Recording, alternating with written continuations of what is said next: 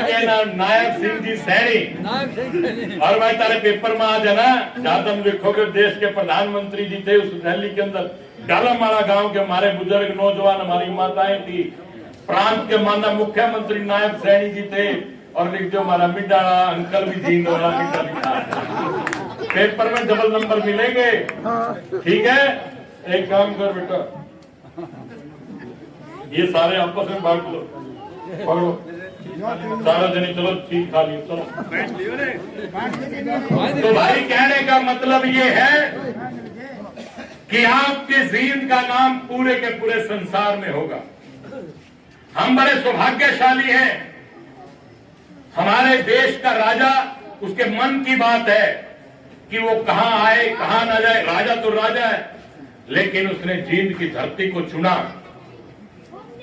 कि जींद इतनी बड़ी महत्वपूर्ण होता हुआ भी उसका संसार के नक्शे में नाम नहीं है।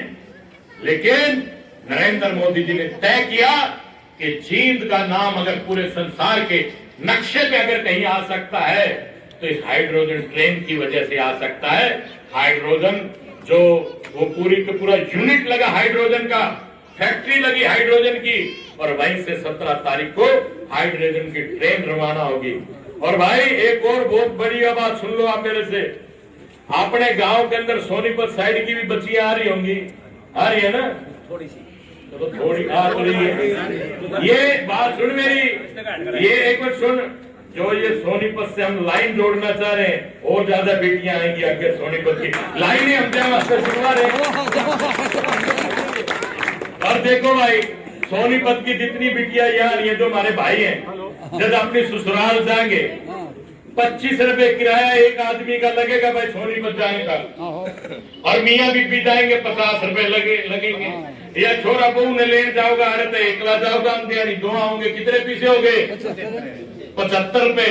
सासू कितने देगी 500 कम से कम, अगर 100 देगी 25 फिर भी बच गई, अगर 500 देगी कितने बच गए बेटा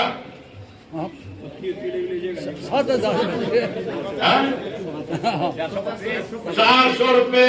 और ये 25 रुपए के केले भी क्या रहे, वो भी चलो ले गया, 80 के केले ले गया तो सोनीपत वाले घेवर भी तो देवेंगे।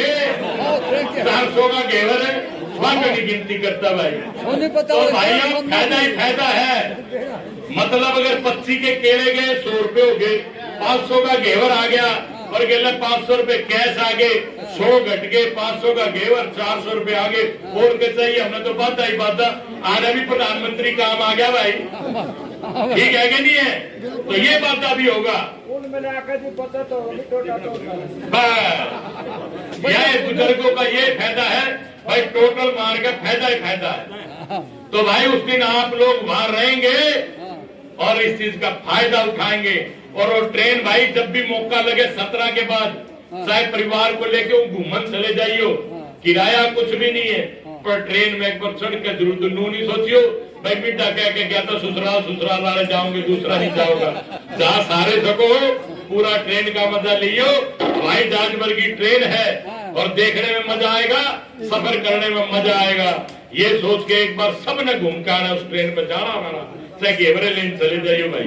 तो यही मेरी आप सबसे प्रार्थना निवेदन है कि आप 17 तारीख को गवाह बने कि हमारे सामने इस झंडी दी गई और पानी से चलने वाली रेल चली, ताकि आप अपने पोते पड़पोते बच्चों को कह सको कि हमने धुएं उससे कोयले से चलने वाली ट्रेन देखी, बिजली से चलने वाली देखी, और हमने भाई पेट्रोल डीजल वाली देखी, और पानी से चलने वाली ट्रेन भी देखी।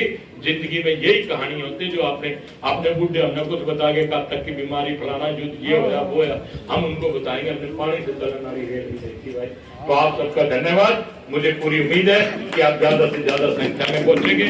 आप सबका बहुत